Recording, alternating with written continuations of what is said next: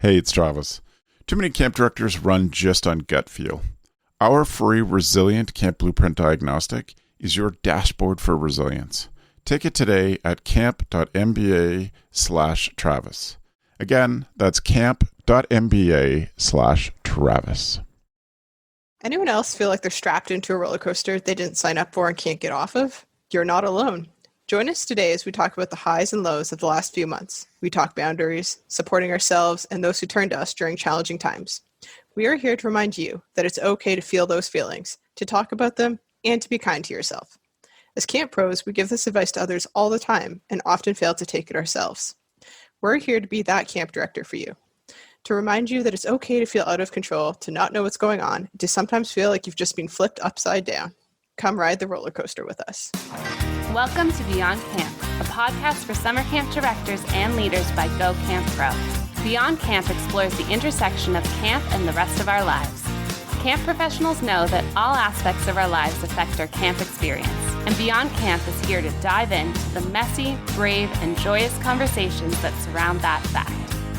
Check out our show notes at gocamp.pro/beyondcamp. Beyond Camp is brought to you by the American Camp Association, Illinois. Sending thousands of children from economically disadvantaged households to camp and providing intentional services and programs to today's diverse camp professionals is at the core of the American Camp Association, Illinois' mission. Learn more about upcoming programs by visiting acail.org. Welcome to Beyond Camp, where we explore the intersection of camp in our lives. For too long, camp professionals have referred to camp as being in a bubble, and we are here to burst that bubble. We know that camp interacts with every aspect of our lives, and we're excited to delve into those. We are your hosts, Rachel Kent. My pronouns are she, her. And I'm Cassie Bloy. My pronouns are she, her as well. And we are here to go beyond camp with you. Before we dive into the details and go beyond camp, let's start with who we are at camp. I've been an overnight camp director of nonprofits here in Ontario, Canada for the last 6 years, working in a variety of overnight and outdoor ed positions before that. I'm actively involved in my provincial camping association and love nothing more than wearing outrageous costume pieces as everyday clothing items, causing chaos with campers, and listening to all the special stories that you only hear at camp. Similar to Rachel, I've been involved in year-round overnight camping and outdoor education for 7 years in Western Canada and involved in my provincial camping associations for 3 years. At camp, I love to spend time with the campers, sitting with them during meals, downtime, and helping out at programs. Really, anytime I can spend making connections with the campers. As a reminder, please subscribe to this podcast wherever you find your favorite podcasts. Be sure to check out the show notes at gocamppro/beyondcamp. Now, let's get started. Last week, we dove into identity loss. We talked about what it means if you aren't a camp director anymore and how you explain this to others and how you convey those feelings. How do you answer that dreaded question of, what do you do all year? Well, this week, we're going to ride the emotional roller coaster. Today, we're going to dive into the ups and downs that the pandemic has taken us on. The good, the bad, the ugly, it's all here. We talked last week about how we talk about tough stuff, and this week will be no different at all. So let's start with our emotions. That's what this roller coaster is all about. And for the record, if you know me, I hate roller coasters. I get motion sick just spinning on my office chair. So this has been a particularly challenging time for me. So when we talk about our emotions, and we often talk about whether or not our emotions feel valid, and it's very easy for a lot of us to invalidate ourselves, to say that our emotions don't matter and to push them away.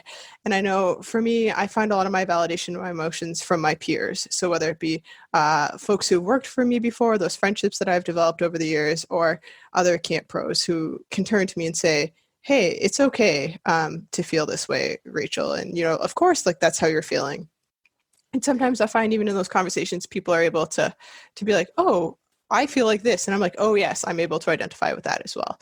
And so that's been really helpful for me. And then sometimes I also just have those friends who are super empathetic, who aren't camp people, and they understand how I'm feeling, and they're able to relate to that. And that's been really special. And sometimes I find we have to create that ourselves. We have to reach out to folks and say, hey, I need you to listen to how I'm feeling. Like, this is how I'm feeling right now. Can you tell me if you think it's okay, or tell me if I'm way off base? You need to really be honest about that. Yeah, I really identify with that. We have to create the space for ourselves. For me, I found it was a lot of like, I just needed time and space to be okay with those emotions within myself before I could talk about them with other people and be comfortable sharing those emotions, and really taking time to identify which emotion it was I was feeling. Because, some days it was, more on the anger side, and other days it was a little bit more of denial and guilt and lots of things that were more on the negative side of the emotions wheel than the positive. Yeah, I love that you brought up the emotions wheel, Cassie. Can you explain a little bit more? That was new to me before you shared that with me. Yeah, of course. So a feelings wheel, it's this great graphic that just kind of breaks it down. We all know like our basic emotions. We feel sad, we feel angry, we're happy, but what are they further from that? And it kind of just slowly breaks it out bit by bit. And we'll make sure to include a copy of that in our show notes for everybody. That'll be fantastic, because I think so often we're like, oh, I can feel this feeling, and it's like a physical feeling, but I don't know what it's called. My camping association hosted a coffee hour with a social worker a few weeks ago, and he talked a lot about the importance of naming our emotions and really claiming them. And I found that that's been really powerful. And so for some folks, that's going to look like just talking it out, like calling up a friend and being like, I think I'm feeling angry. I think I'm feeling frustrated. And for other folks, that's going to look like writing it out. I know I'm a big journaler, so it helps to make some lists and like really write out where I'm feeling and where I'm at with that. For me personally, I find naming my emotions to be a really scary thing, because it makes them really real. That's really validating for me to put a name to it. But then when I name it and like put that down or put that into the world, whether that's sharing it with somebody or in a journal, I'm taking some of the power away from it, which I also find makes me less fearful of those feelings. That's interesting. That's not something I've ever been comfortable doing. Like, I don't claim my emotions. Like, I'll own that right now. I would rather sit in discomfort and just be than to put a name to them. But I think it's also okay to go that you know that you might not be able to name that emotion all the time, right? Like, when you're at the height of feeling something, you're not going to go search out a infographic that's going to help you name that emotion. Like, you're going to sit there and you're going to sit with it, and it might not be what the emotion is, but what that emotion means to you that might be more important. Oh, I really like that. Yeah. And yeah, just really the meaning of the emotion to you. I find that really powerful. And really important. I think that's fantastic. And so for our listeners today, for folks who are tuning in, I'm here to tell you that what you're feeling is valid. Your emotions are important. You aren't overreacting to the situation. You aren't being dramatic. You're not a bad camp director or a bad camp person for feeling this way. It's okay to feel this way. You're not alone, and we're going to get through it together. We've talked before about how we talk about hard things. We've already gotten into a little bit, and we're going to continue to talk about these hard things, because together we can do hard things. So when we talk about all of these emotions, the ups and the downs, people always talk about coping strategies. So for me, the analogy of the roller coaster was one of the first ones that sprung to mind. As soon as I was laid off, maybe even before that, when we started hearing about COVID, people would be like, how are you doing? And I'd say, I'm on a roller coaster. And I sort of had to give myself permission to ride that roller coaster, knowing that some days I was going to feel like on top of the world. Or I was like, wow, I've got this. I might not have a job right now, but I have all these prospects lined up. I'm working on things that I'm really excited about. I have this new podcast coming out. Like, that's really cool. And then other days were going to be a lot harder, where I would just have those moments of like, wow, I'm never going to go back to camp again. My old job is gone forever. The world is on fire, it feels like. And so I had to start to notice some of those harder days and just allow myself more grace on those days. And I would say to people, I'm riding a roller coaster and today is a hard day, and I might sit with a book or go for a walk. Just allowing myself to use that time to just reflect and spend time quietly. And then on those like peak days, those days that are really exciting, to use that energy to do the things that I needed to accomplish in my day-to-day. And then for me as well, routine was key. I settled into a routine as quickly as I could with walking my dog and then being outside. When I would log into different calls, people would say, oh, you're still sitting outside, Rachel. Like, it's really warm out there. Why are you still sitting outside? And I just said, I can't be at camp. I need to be outside. And that was really healing for me and has been really powerful.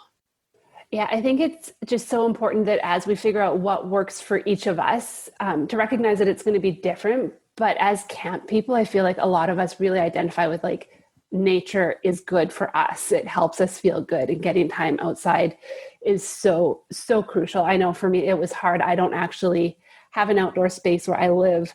I can't just, it's like this 3-foot walkway that I get. And I have to leave that walkway because the sun doesn't even go there to get my outdoor space. So going for walks was something that I started doing as soon as, everything kind of closed up, and put that into my routine. But holding myself accountable to that routine, I have found to actually be very difficult. And some days it's a struggle. And I find that the weather plays a big role in that. Mm-hmm. And out here on the West Coast, like it hasn't been consistent. So we'll get like 2 days of one system, and then a new system will move in, and it'll just be like, and it just like when it's gray and rainy, I don't want to get out of bed. The other thing I found that was really hard for me was like sitting, doing nothing, like really just kind of having that time, because I like to be busy. And I think that's part of why camp was such a great place for me, is because there's always something going on. There's something new to do. You can just move as a director, float between groups and always, be interacting with somebody and another person. And I've had to find different ways to be busy and to keep myself and my time occupied with different tasks and projects.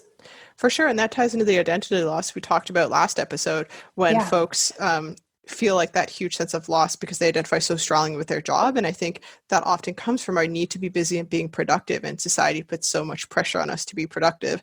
We've all seen those memes going around, like if you don't come out of quarantine with like a side hustle and all of these other things, and like, what have you done?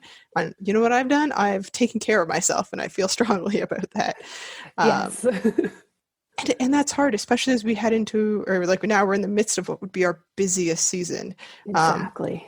And what I love about camp, like you said, is that ability to bounce from group to group. I thrive off of that. And not having that has been a real challenge. But then also reminding myself, I had a few days where it was like, I don't know, let's say 11 in the morning. And I was like, I don't need to be sitting at my computer making work for myself. It's okay for me to go for a bike ride right now, or to just turn off my computer and go and do something else, and giving myself permission to not do anything. But I had to like actively give that to myself and seek it out. Yeah, it was those moments where like, I should be doing like this, and this to help progress my career, or I could take this course, or I could do that, but like, we don't have to do that. This is, I think, more about figuring out who we are and taking advantage of the time that has almost been gifted to us in a weird way, to kind of figure that out, and to know that you're allowed to feel good about that. Yeah, and I struggle with that so much. Like as soon as you were like, this time that's been gifted to us, and this time has been really hard. I won't hide behind that at all. It's been really tough. But then there's these moments of things that I've really enjoyed and things that I've been excited about and happy for. And then I immediately feel guilty about that. One of the biggest examples for me was this podcast. I was so excited. I was like, I get to host a podcast, one of my dreams, really excited to do this with Cassie. And then I felt so guilty about it. Like I should be wishing I was at camp. And so that roller coaster that we talk about, like switched instantly from that excitement to that guilt. And then I like go back and forth with that constantly. And like I had to give myself permission to slow down. It was like I had to give myself permission to be happy, or also to seek that out from other people. I would tell other people about that, and they'd be like, of course you should be excited about that. But I think so often we're like, this is a hard time. We're in a pandemic. We should just like only feel negative emotions. Yeah. And like no, we don't need to do that. We can be human beings and feel all the emotions. Yeah. So again, like giving yourself permission to ride that roller coaster and everything that it brings with it. And I find, we've talked a lot about those highs and those lows. It's also okay to just sit with our feelings, even when they're hard and we feel like we're not doing anything productive. Like we don't feel like we're going to be able to get a bunch of work done, or that we're going to be able to just be gentle with ourselves and not doing anything. And it's okay to just sit with our feelings some days, and to acknowledge that we're having a hard day, a hard week, a hard month, and that's okay. And I know for me, I found picking activities that were easier to do and not setting expectations for those times. So I felt like it was going to be a hard week. That was not the week that I was going to do like great journaling or apply for jobs or redo my LinkedIn profile. Those were tasks that would wait until I felt like I was on more of an upswing. Side note, I don't know if anybody's updated their LinkedIn profile recently, but it takes a while. Don't do it when you're on the downswing. Wait till that roller coaster's climbing back up again. Or don't start one when it's on the downswing. Like, don't say, oh, I don't have a LinkedIn. Maybe I should do that. Learn Takes from a our lot mistakes. of work. Yeah, learn from our mistakes, friends.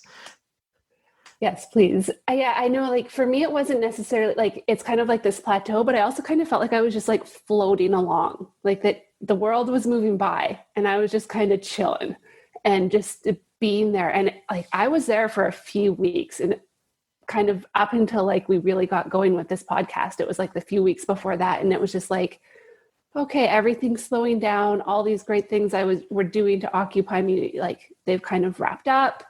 And now I'm just kind of like, okay, like what's next? And sitting, like trying to figure out what that was. And I'm like, the only way I can describe it is like, just like floating. And getting out of that really took like some pretty massive self-motivation and a kick in the butt, to be honest, like to get myself moving and having a couple people to help hold me accountable to that and, you know, help move through those and past that plateau so that I'm climbing again. It's hard because it feels like your whole life is on pause, but you didn't push pause. And there have been many moments in my life where I'm like, oh, I wish I could have hit pause right now and like, you know, catch up on whatever I need to catch up on. But suddenly the world is paused and we have no control over that. And so you just get stuck. And it's okay to feel that way. It's okay to sit with that. You don't need to rush to move forward. Before we move on with the episode, we want to remind you that there's plenty of professional help and professional resources out there, and there's absolutely no shame in reaching out to those folks during this time. We've dropped a few resources into the show notes. We recommend reaching out to your local health authority, your family doctor, some trusted friends or colleagues or family members if you feel like you're struggling. Now is as good a time as any to reach out for somebody to talk to. So please don't feel like you're in this alone. Cassie and I both recognize that we're not mental health professionals, and we encourage you to reach out to those that are. Did you know that ACA Illinois' primary work is getting young people to camp from communities that don't traditionally attend? This includes over 5,000 kids from low-income communities throughout the state of Illinois annually. We all know that kids need camp, and that camp can be a powerful, transformative tool in a child's life. Share the power of summer camp by supporting the work of ACA Illinois. ACA Illinois helps to create welcoming spaces at camp for those that would not normally get those opportunities. Regional camp associations help us easily expand our knowledge base about how to reach more kids, and ACA Illinois is a great resource for this. Reach out to them for information on how to welcome more campers into your camp this summer. Check out their work at acail.org. So let's continue on this roller coaster ride. The roller coaster ride didn't stop the moment that summer hit. If anything, it's continuing. And I know for me, something that will easily send my roller coaster sideways are calendar notifications. For whatever reason, when I got laid off in April, I didn't think to turn them off on my calendar.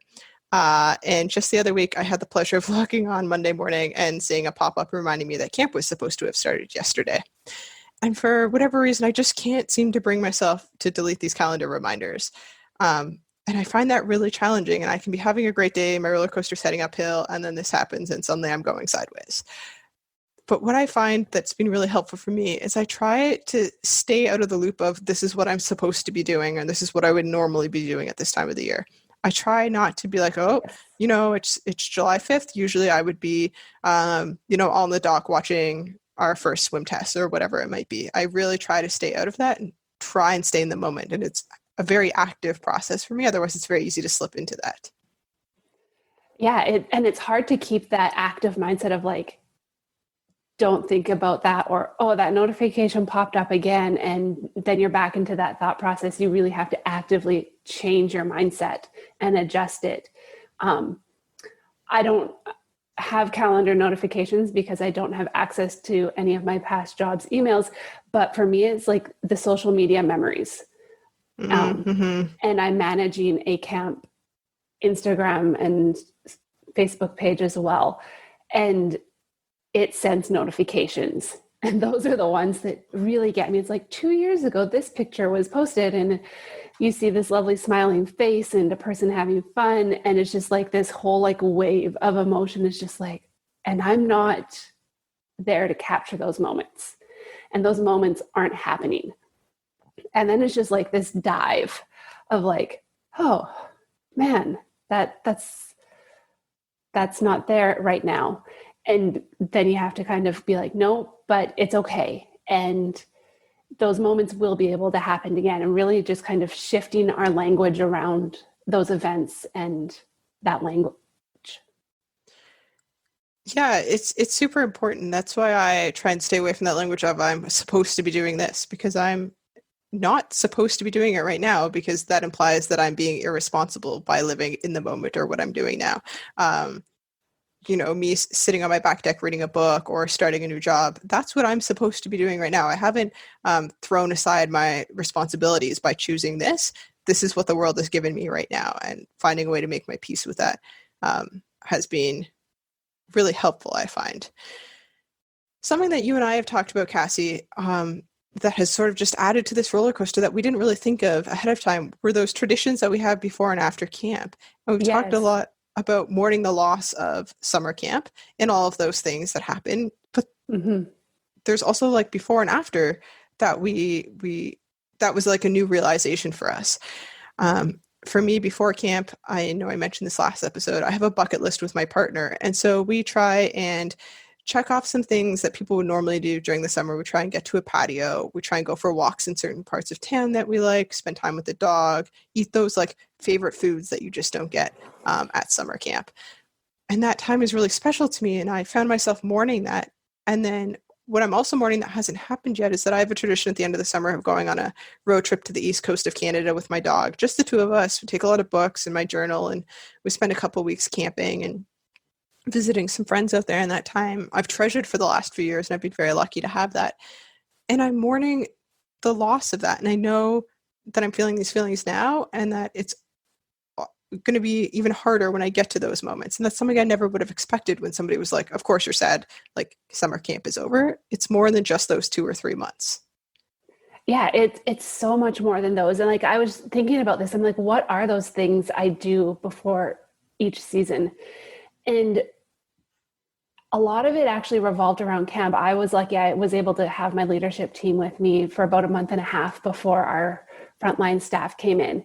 And that was such a great time to really connect with these people who were going to be the face of camp and to make all the things happen. And just, I all of a sudden realized that those people, they're not, and I like literally only realized this the other day. I'm like, I didn't connect with those people. I didn't have those people to connect with. And I'm like, oh. And then the other one that really just hit me like this morning was opening campfire. And I wrote like this amazing session a couple years ago. And like, it's just, I was like, I didn't get to say those words. And I'm like, huh. And I'm still not sure how I feel because that one's still a little fresh.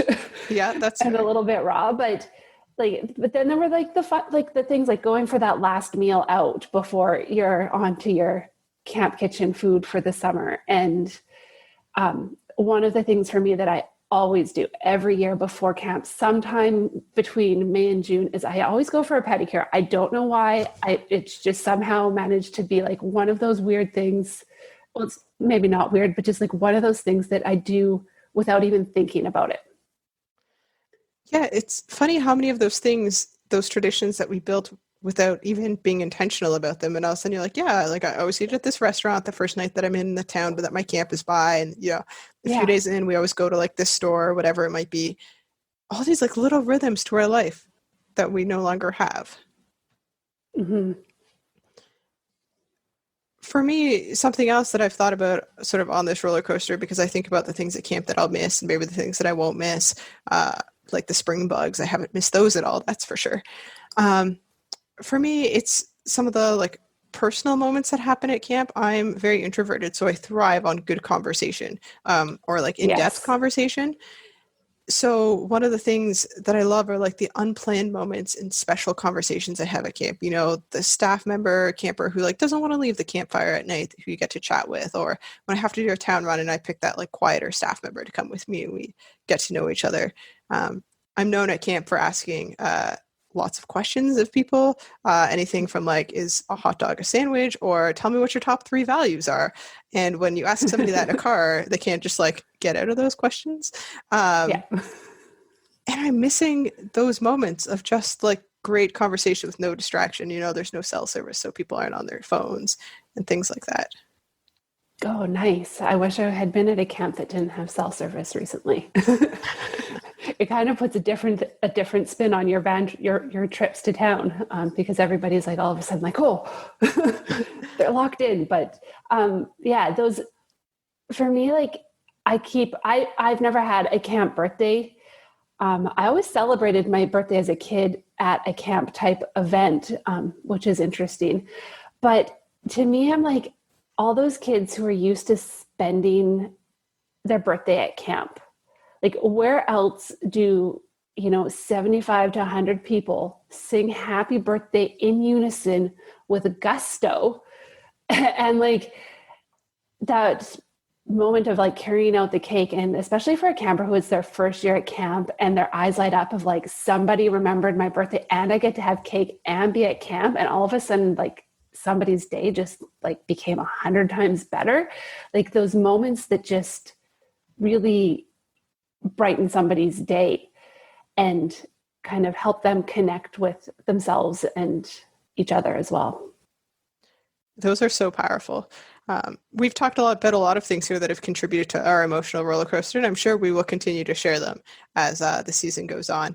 Something that both Cassie and I attended and found to be super powerful for us, the Women in Camp Summit put together a Wake for What Was. And it was an hour-long ceremony over Zoom, of course, because we live in a socially distanced world these days. But it was really powerful. And it was a time for us to hold space for ourselves and to just take care of ourselves. And Beth and Ruby facilitated it with the support of the rest of the Women in Camp Summit team. And it was just phenomenal.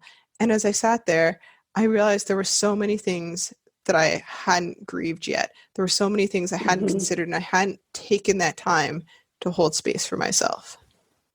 Yeah, it was just they managed to create an in-person connection through the computer, like through the internet.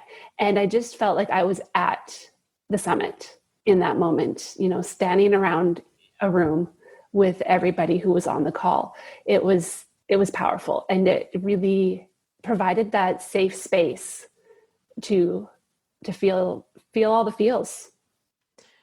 Yeah, and I really encourage you to find a way to hold some space for yourself through this.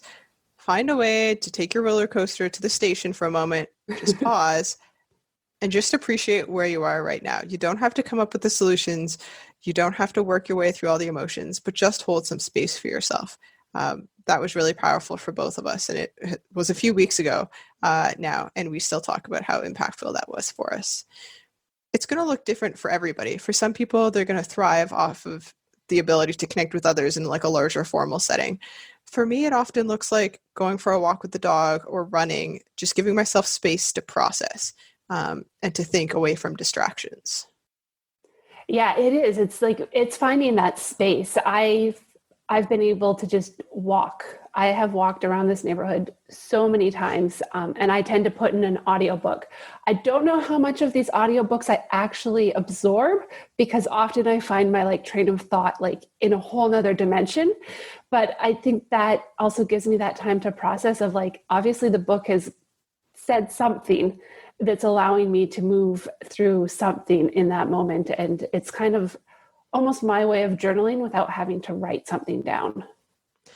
Yeah, and for many of us right now, the world is no longer changing day to day. It's for sure still changing week to week, month to month at a rate that we never could have imagined. But it's slowing down for a lot of us. So take that time for yourself right now that things have slowed a little bit and there's less choices to be made, less decisions to be made, and really just take some of that time and hold space for yourself. And understand that this is not a linear process. We aren't able to give you a checklist of like, do steps 1 to 5 and you'll be great and you'll like come out the other side. It's just like, it's up and down. And that's why the metaphor of the roller coaster resonates so much with me. A, because I don't like them, so I never would have signed up for one in the first place. And B, because you can't control it. You're up, down, sideways, upside down. I feel nauseous half the time. I'm pretty sure I'm still going to feel nauseous when I get off of it. And I think that's what this whole process is like for so many of us. Yeah, I'm okay with the roller coasters. I can handle them. I haven't been on one in a long time, but like it's the spinning things that really get to me. And I feel like sometimes you're just like going in circles at the same time. Like you're on like a corkscrew that just keeps going on that coaster. And I was really like, I talked about it last time, but like trying to find a graphic that represented, what this roller coaster looked like. There isn't one. That's kind of what I've decided. Like they show you these lovely waves and curves on all these grieving and grief stages. And I'm like, really? Is it any type of linear curve line? No, it's not. Like it's this scribbled piece of paper. Like give a toddler a crayon and let them go to town. That's what it looks like. Yeah, grieving is hard. It's not a linear process, and we need to recognize that and to understand that what we're doing right now is grieving as well as changing to an ever-adapting world. And something as camp folks, and especially as camp professionals, we're often required to hold space for other people, whether it be because of our jobs or just because people look up to us. People are used to turning to us for support, and in these times they're going to now. Especially if you are running a program that's no longer running or they were supposed to be working for you. Mm-hmm. They're going to turn to you. And I mentioned last time that I'd had a hard time with it at first. And I have had second thoughts about sharing that on the last episode that, like folks are going to judge me. I'm a terrible camp director for having those negative thoughts.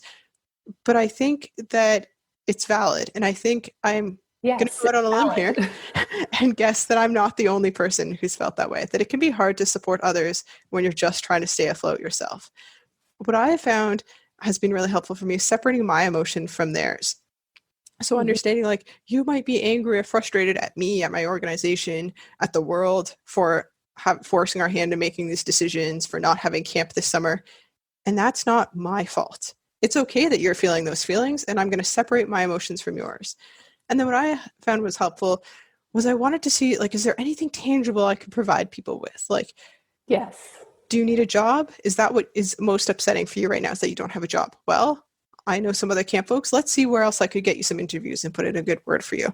And that felt really helpful for me, was the ability to give people something tangible, something helpful, and it helped me to sort of take my emotions out of that.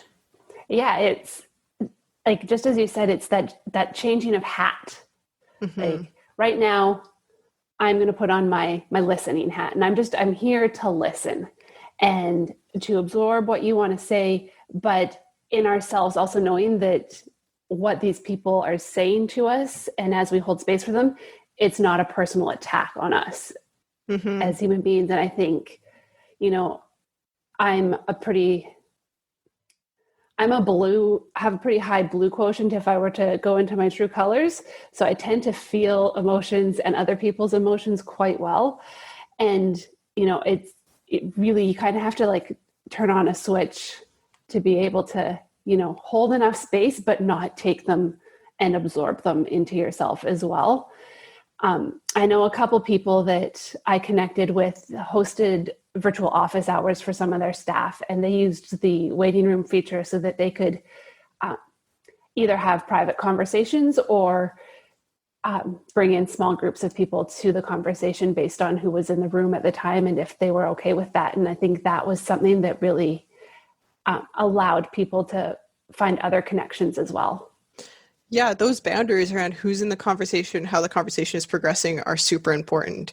It's important to know, as a director or a camp leader, it's okay to say, this won't help me right now, and so I can't support you right now. Like right now, I need to get my head back up above water. I need to be treading water before I can help you, put on your oxygen mask before you put on someone else's. Yes. It's okay to say no. Exactly. And that was really important for me.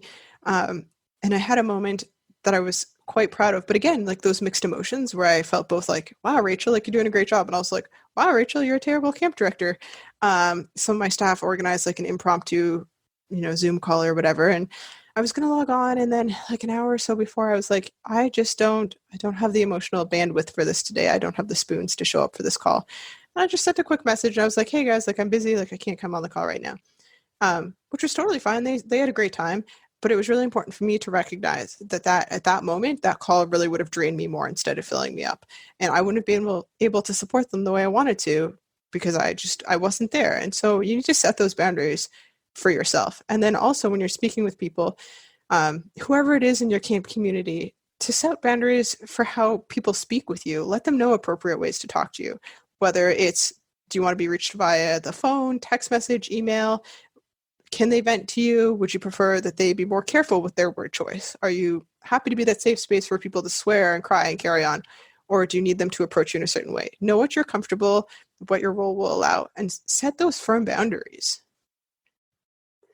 Yeah, and just it's letting them know and letting them, and then I think honoring that and holding people accountable to that too. Like, and like if they are going about it in a different way and being like, oh, well, this is how I usually connect with you. Well, no, this is not that time and the place, and really holding to your boundaries. Don't give into them. And I think it's really important to use the skills that we teach as well. I know one of the tools I often give my staff is I feel this when this happens. And I wonder how like the use of just, again, it's claiming and describing those emotions like we talked about earlier, but really just making it like a cold statement or a hard statement for people to be like, oh, I see now, like I see that you feel drained when everybody else is unloading on you and that you don't have the capacity anymore. Yeah, because you have to take care of yourself. You can't be answering text messages from people or emails from people all through the night and then expect to also get up in the morning and continue to do the same thing. So you have to set those firm boundaries. And remember that just because we all have the ability to sit around all day and be on our computers because we aren't leaving the house to go to work or maybe we don't have our jobs anymore, it doesn't mean that we want to be. Zoom fatigue is real. Let's not spend extra hours on Zoom if we don't have to. Yeah, I've talked to somebody recently and they were like, oh man, like these 3 a.m. messages keep coming in and I keep responding. I'm like, do not disturb. Like tip of the day, turn on your do not disturb at night.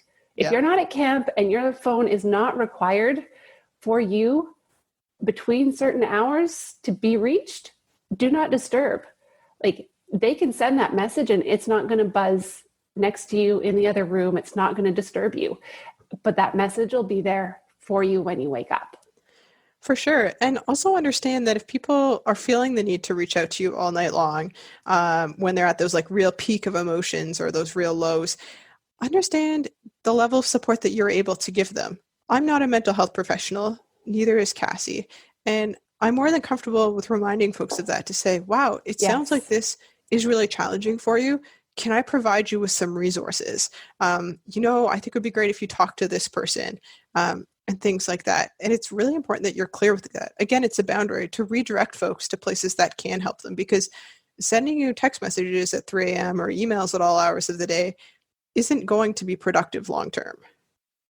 No, it's not going to be productive for either party in the end. Like I was thinking about that exact same thing. I'm like, how would I handle this if I was at camp?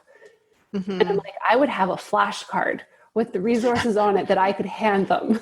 So make yourself a file on your computer, copy and paste that text and, make it so you don't have to go search for that information everywhere. Pull those resources from our show notes and be like, hey, here's a place you can go that might be better able to support you.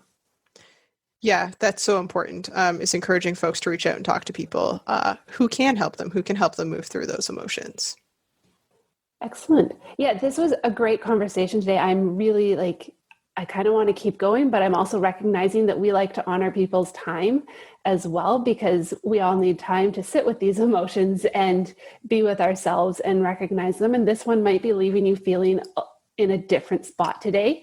And that's okay. And be where you are and recognize where you are today. Mm-hmm. So we like to end each episode with our recharge station. We feel that self-care is important, if not critical to personal wellness. We have talked a lot about this, surprisingly, and we both agree that it's been commercialized and monetized. But self-care is so much more than paying for a service. It's about filling your cup, your mug, your bucket, charging your battery, or stockpiling resources. It's more about what lifts you up and makes you feel at your best. So Rachel, what's something you've done recently? I've created my own personal support group, as I like to call them. It was a group of folks that I met at a conference recently, and we all knew each other in some level, but we've really connected throughout this whole time. It started with a Facebook group chat. In fact, there's 6 of us in the group. A couple of us have actually never met in person. And we have done weekly Zoom calls. We do camp debrief activities virtually together, and we're there to check in with each other and hold each other up during these tough times. And we know what it's like, because although we're not all in the same boat, we're in the same storm. We're all camp folks. It's affected us, and we can just really build each other up. And that didn't happen on its own. I had to create that. I had to seek those folks out and be like, I think this is what we need right now. And it's been magical. And I encourage you to do that, even if you might be a little bit shy or a little bit nervous. People will respond in ways you could never have imagined. Yeah, be the one to take the initiative. Start the movement. For me, this one came to me the other day. Get dressed. Yep. Put on real clothes. Like, I started doing this in the last couple of weeks. I put on some jeans, and I felt better that day. I felt more like myself. I was like, I can do so much more today, because I wasn't wearing my sweats. I wasn't in stretchy clothing. Like, I got up and I started my day by getting dressed, and it was strangely powerful. So I started going to the depths of my closet and wearing those clothes that I don't get to wear. I love that. So we want to thank you for joining us beyond camp. We hope that you were able to connect and reflect with us as we journey beyond the property lines and bring camp with us. As we wrap up, we want you to be able to reach out and connect with us. You can reach myself, Cassie, at cassie.bloy@stefanricard.ca. Rachel, how can our listeners connect with you? They can email me at kentr@girlguides.ca.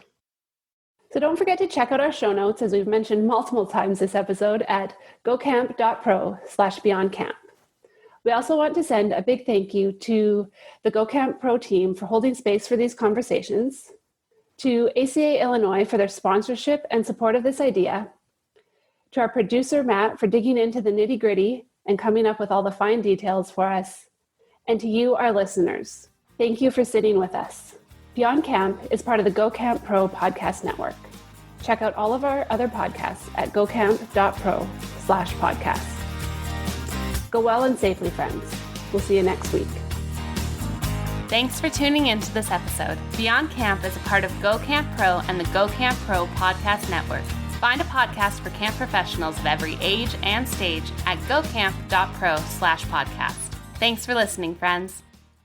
Hey, Camp Pros. We love that our industry is built on sharing. In order to foster that spirit, if you've gotten even one good idea from a Go Camp Pro podcast, masterclass, from the Summer Camp Professionals group, a conference, or wherever else, we ask that you give credit where credit is due. That way, it'll encourage camp pros to keep freely sharing their ideas and make the camp industry as a whole better.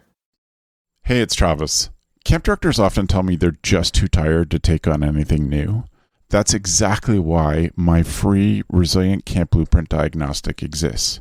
It doesn't add work, it shows you progress.